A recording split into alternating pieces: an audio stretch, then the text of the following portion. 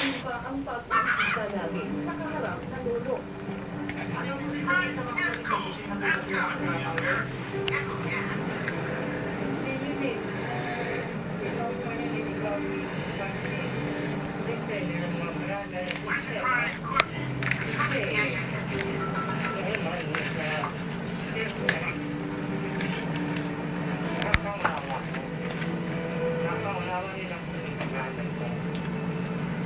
Nahiya pa kayo sa kasusunod.